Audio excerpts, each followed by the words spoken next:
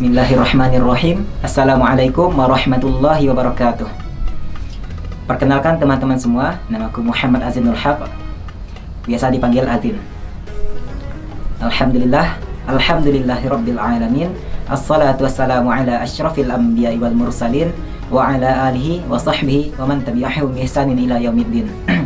Asyhadu an la ilaha illallah wa asyhadu anna Muhammadan abduhu wa rasuluh sallallahu alaihi wasallam, la nabiyya ba'da, amma ba'd.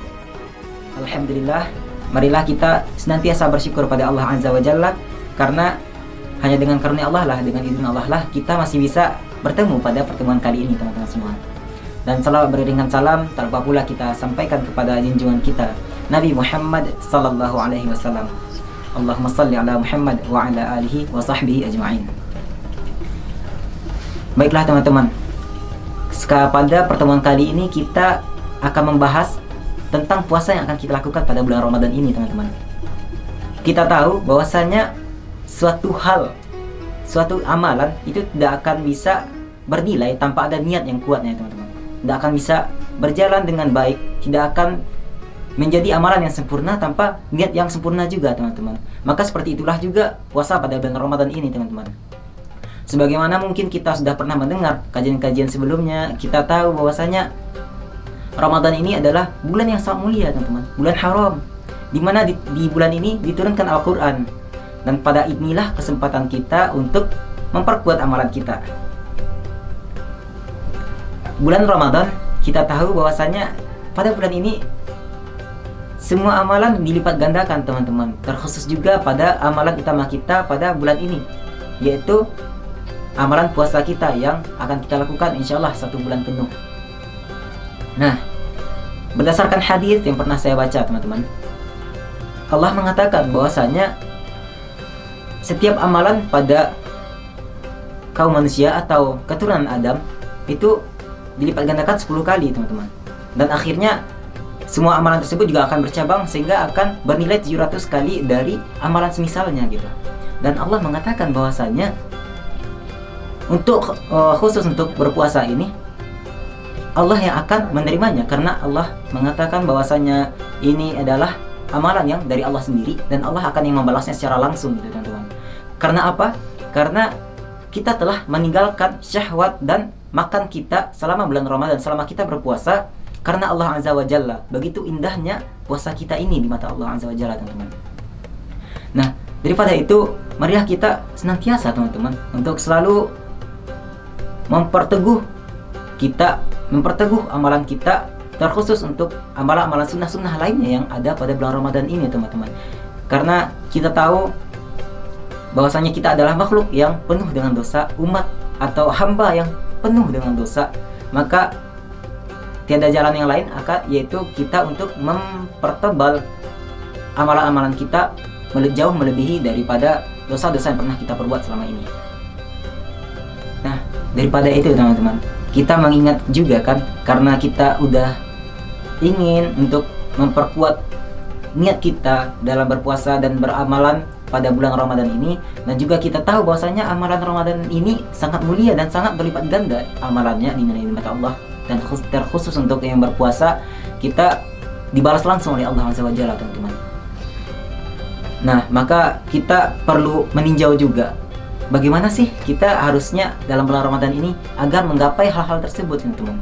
Karena kalau kita ingat ya teman-teman, semua dapat dengar lah ya hadis yang mengatakan bahwasanya kam min shaimin laisa lahu min siyamihi illal ju' wal atos, yang artinya betapa banyak orang-orang yang berpuasa dia hanya mendapatkan tidak lain hanya lapar dan haus doang teman-teman.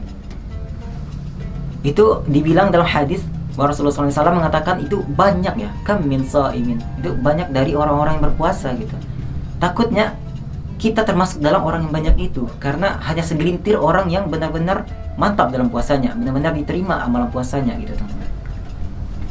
Nah, daripada itu kita juga meninjau lagi kan, ada hadis mengatakan bahwasanya man shama Ramadan imanan wa ihtisaban ghufira lahu taqaddama min dzambihi.